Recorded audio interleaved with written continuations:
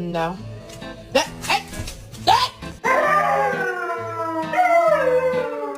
Hey.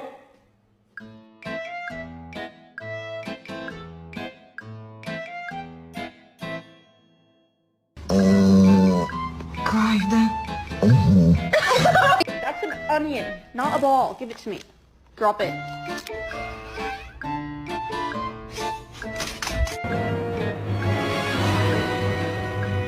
Mimic, you are not a fucking husky. Get in the house. A power stance. What is this? What kind of house do we live in?